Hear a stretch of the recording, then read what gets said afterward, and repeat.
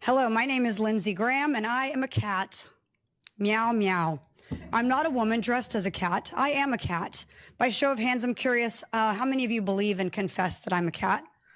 Great. By show of hands, I'm curious, how many of you believe that your child or a child from this school would believe that I'm actually a cat? No one. You are right. Truth prevails over imagination. Reality exists. Discernment is innate and something we are biologically wired to have. One look at me and you know this to be true. I am a woman posing as a cat.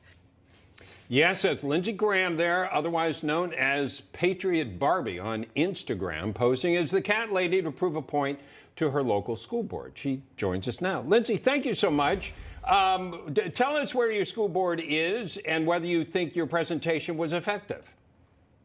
Well, the school board that I attended in my cat costume is in Buckeye, Arizona. It's Liberty Elementary School. And there was quite a few people there that were there to protest Paul Bixler's seat on the board, dressed as a female. And unfortunately for us, Paul Bixler did not show up to this board meeting. He Zoomed in. I wonder why. Yeah. But I believe that the point was made, and I believe that it was powerful.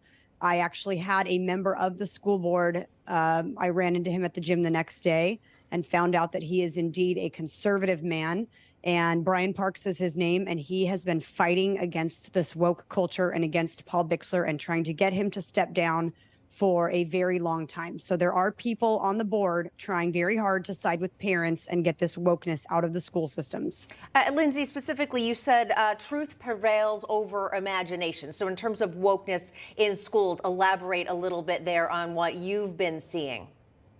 Absolutely. So the idea that a man can put on lipstick and a wig and a dress and call himself a woman and force small children to identify him as a woman is a complete joke. It's not reality. And even with as imaginative as little children are, and this is in an elementary school, by the way, as imaginative as they are, children can take one look at a human being and tell biologically, naturally, their God-given gender. And so the idea that the school would reinforce the belief system that a man can put on a dress and force children to identify him as a female when it's very, very clear that he's not, we're teaching children to be deceptive. We're teaching them that biology isn't real, that facts are not existent, and that in this make-believe world, even their very own teacher, Paul Bixler, is a woman. I mean, that's just not reality.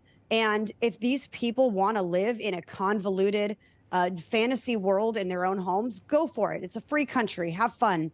But the problem is when these people show up in our school systems that we pay taxes for, that we send our children to, hoping that they're safe, when we've got this kind of ideology parading around the school and the teachers and the school board are enabling it, we should be very concerned if that's what's